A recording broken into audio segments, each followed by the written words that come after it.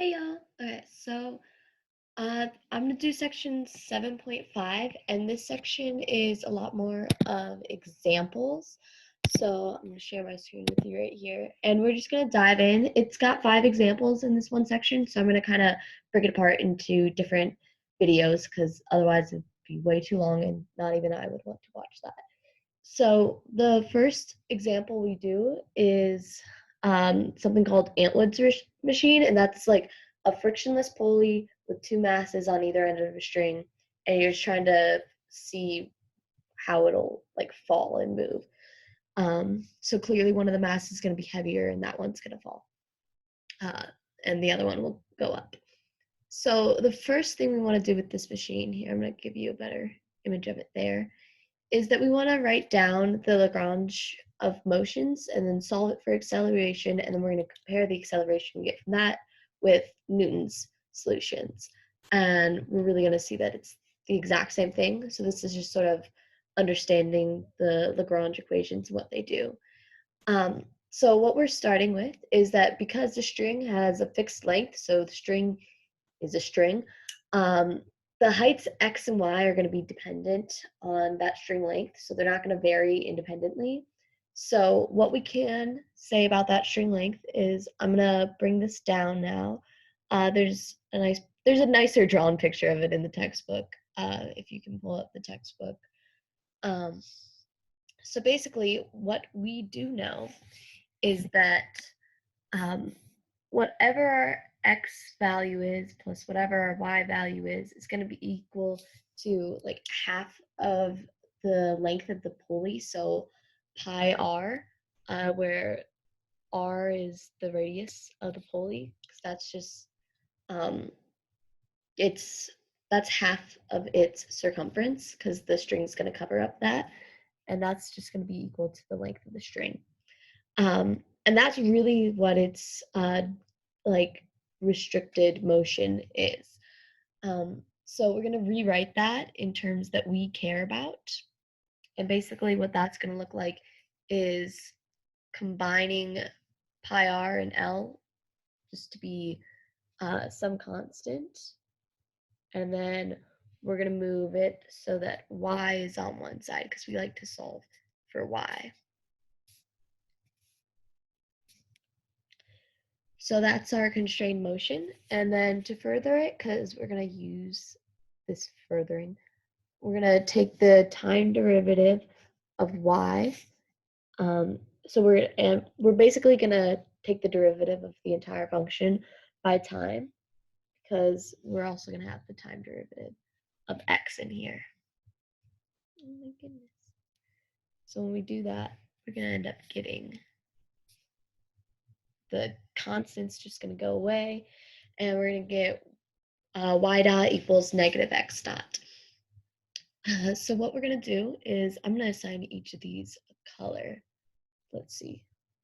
This can be yellow. Or that's orange. Great. I know my colors. That can be orange and that can be pink. And what we're going to do is we're just sort of going to make we're going to plug it into the Lagrange. So the Lagrange, if we remember, is our kinetic energy minus our potential energy. And our kinetic energy is going to rely on that y dot value, and our potential energy is going to rely on our position. So that's really why we broke that apart right there. So honestly, we're going to write down what kinetic energy will be equal to.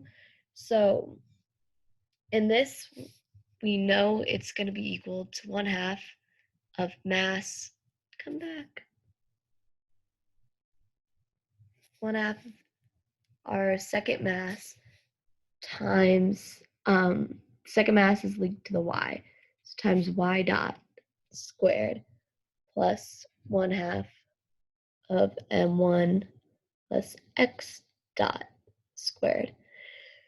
But since we have this pink equation, we know that, let's see which way we, that y dot is just going to be negative x dot, and when that gets squared, we literally do not care about the negative. So we can combine them to say that 1/2 of m2 plus m1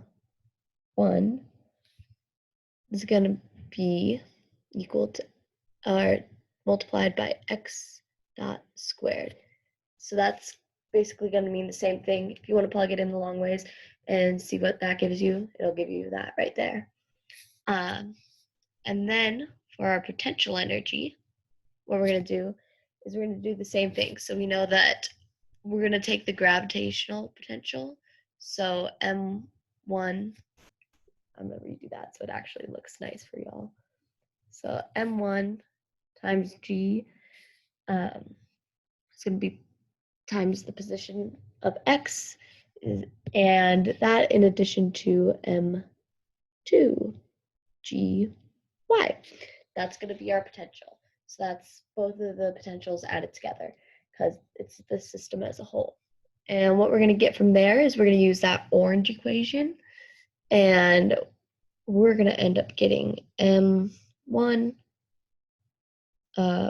minus M2 times G times X. So basically, our y is going to become a negative x. It's going to make m2 positive, and we're just going to pull out a negative from there so we don't have to look at its ugly face. That's really the honest answer for that. Oh, and then it's going to be equal to plus some constant. But I'm going to tell you right here, right now, the honest truth that the book told me is that we don't give a crap about that constant. It could be anything, so we don't care. So we just don't even talk about it. It honestly, the book is just like, and then we drop the constant because we don't care. And so we're dropping the constant because we don't care. I guess since it doesn't vary, it doesn't have anything to do with the motion of the Lagrange. It's kind of like an initial condition. So when we're talking about an object's motion, we don't have to care. So anyway, now that we have all that worked out, we're going to go and we're going to write our actual Lagrange right now. So we're going to take that top equation and we're going to use our final values. I'm going to highlight them in the color they deserve. Okay. So when we get that, our Lagrange equation is going to be equal to 1/2. I'm going to flip the M1 and M2 in this one because they can be flipped, and it lines up better with how we have the other one worked out. So M1 plus M2, in other words, times x dot squared. And then since it's minus the potential, we're going to get a positive here. M1 minus M2 times Gx. And again, leaving out that constant because we don't care about it. Hard truth. All right, so I'm going to bring this down now that we have that all worked out. And what we're going to do from here is we're going to write out the Lagrange equations. So I'm going to give the definition of them real quick, just once again. It's kind of like the most useful thing to have memorized in all this.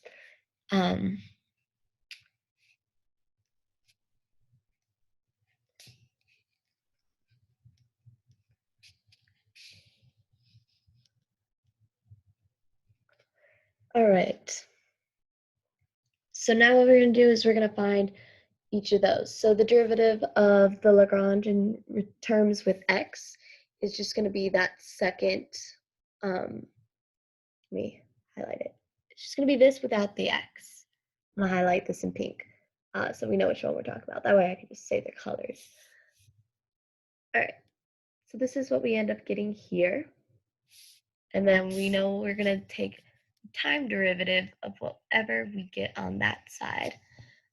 So the pink part.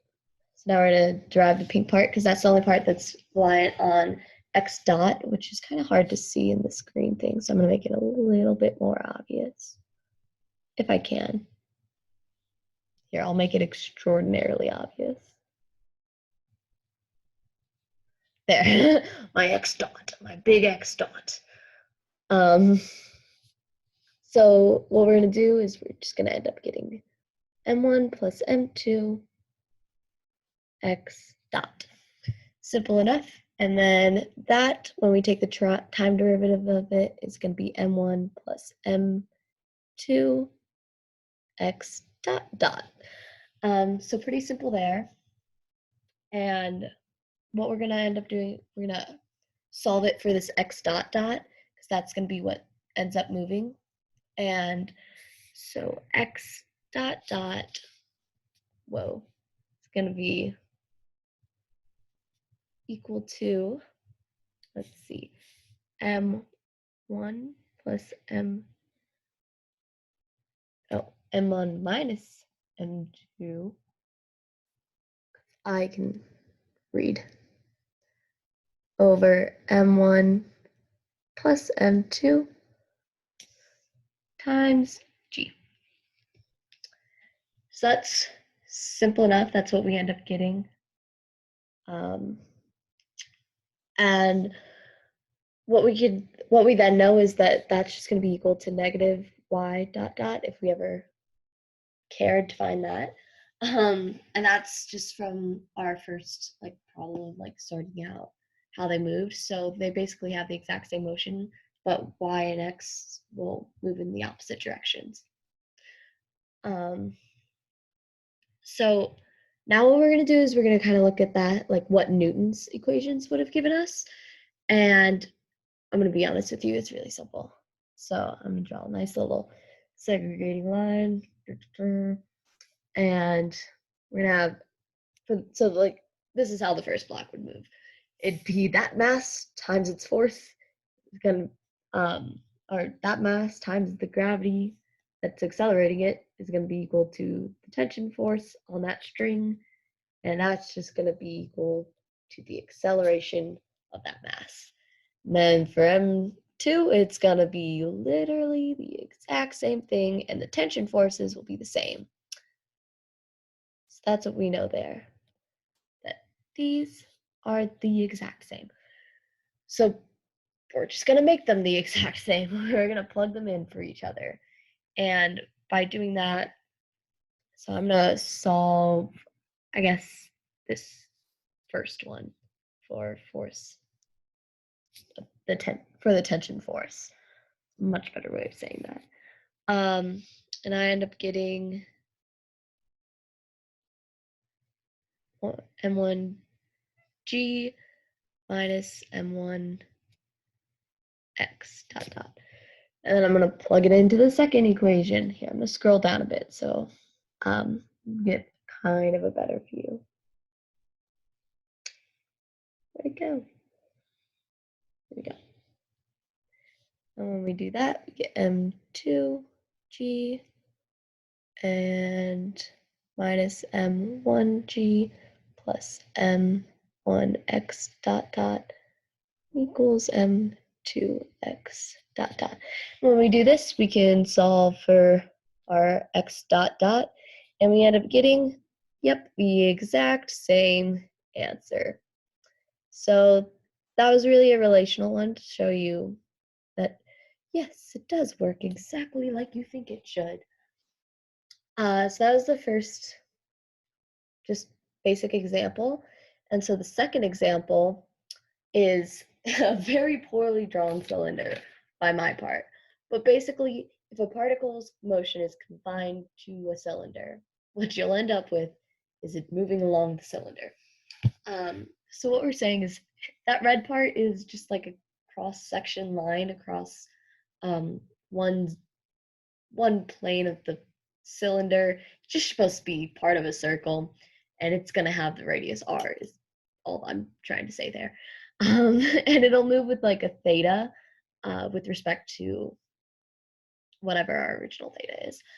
And then our little r is going to be the vector that points to its position. So then the textbook gives us some givens, which are kind of like a little bit well known to us. So the force is going to be equal to negative k times that little r vector, which is more known to us as like spring. So it behaves like a spring. It's not going to move, so its phi is what I have written down. Basically, its radius on the cylinder, it's going to be fixed. It's not going to move its radius. The velocity of the theta that it's turning around, like that's going to move with the motion of theta. That's literally what that told us. Isn't that wonderful? And then the velocity in our v direction is going to move with the, the with the change of position in the z direction. So really gave us some wonderful information there. But either way, we're just gonna sort of jump on into this. Kind of take away its title. There we go. So the first thing that we're gonna do is we're gonna get that Lagrange equation right here. So what we're gonna do is t is gonna be equal to, so these motions are the only ones we have to care about for that. 1/2 m, and then I'm just gonna sort of break apart those already. R squared theta dot, bring it back. Sometimes it likes me and sometimes it doesn't.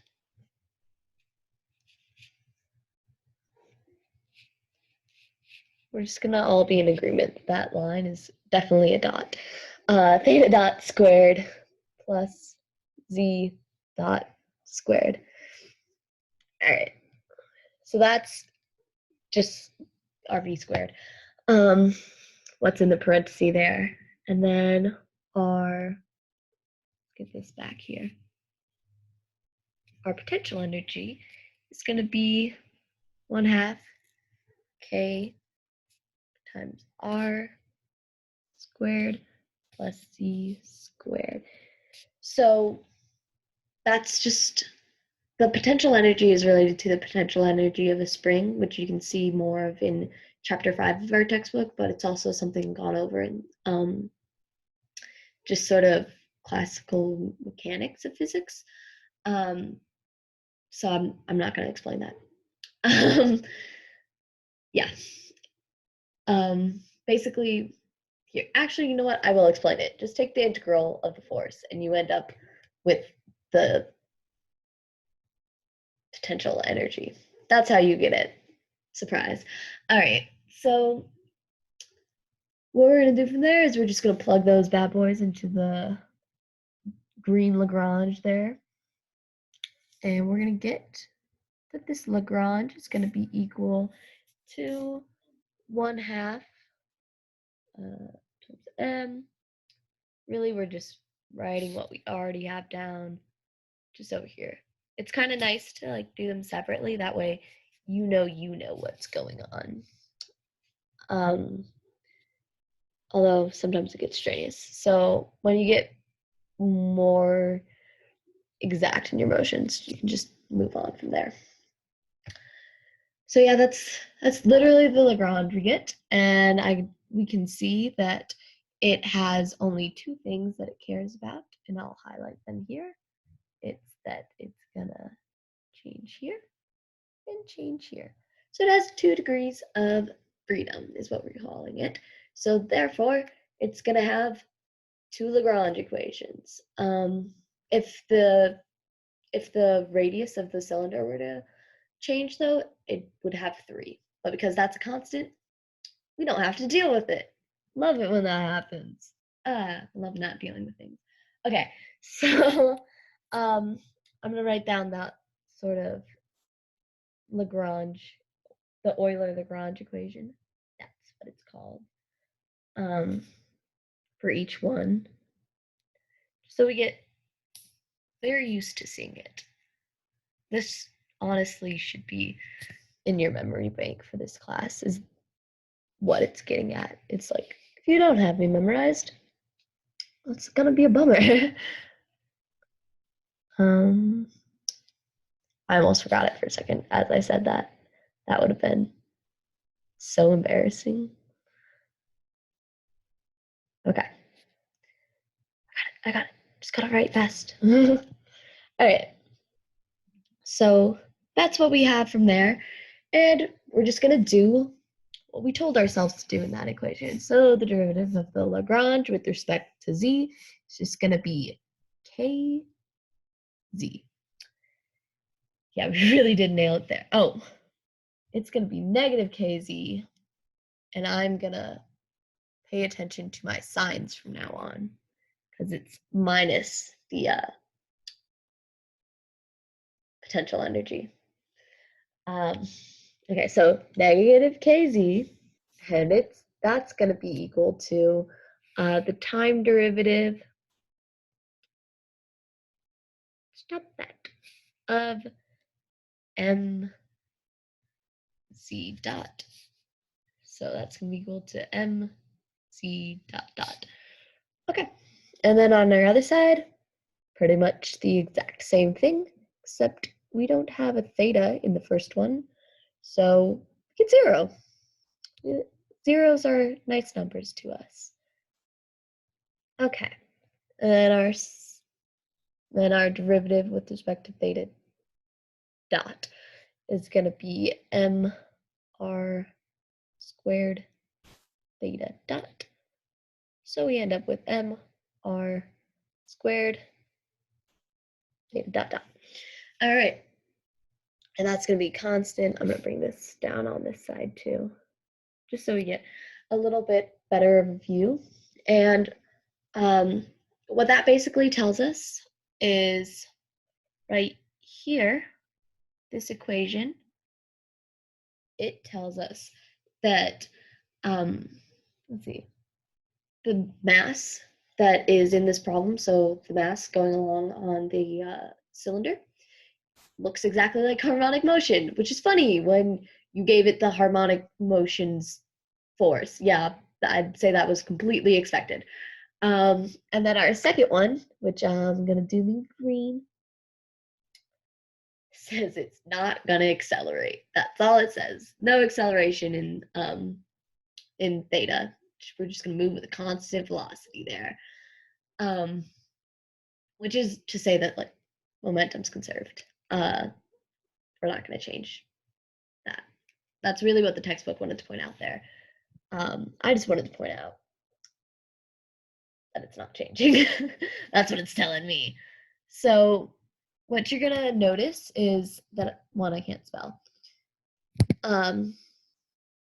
There were steps that got followed, so it kind of has this nice little pattern, which I excerpted this from the textbook, and minus spelling errors, it's literally identical. So the steps that you want to follow is that you want to write down your kinetic and potential energies. That way you can form your Lagrange. And then I don't like the order it chose because it says, second, you want to pick your coordinates. I would argue that you want to pick your coordinates before you write down your kinetic and potential energy, because you need those to write down your kinetic and potential energy. But then the textbook's like, you can switch 1 and 2. And I was like, I will every time. I don't know why that was such poor placement. Anyway, I'm making the executive decision for my own benefit that these will forever be switched in my mind. This is the new 1, this is the new 2. I'm making that decision now. Anyway, the third step is to rewrite the Lagrange, sort of like how we had been doing, just plug in the 2 equations, move on. And then the fourth is to write down all your Lagrange equations. So use the Euler-Lagrange equation, solve from there. That's really all this is about, and I'll break apart the rest of the examples, but they're going to use those same steps. So yeah, that's it for this video. That is all. I think I'm going to post somehow the notes for this. That way you all get like a clearer image that's not moving around on the OneNote, because I know that could be really annoying. All right.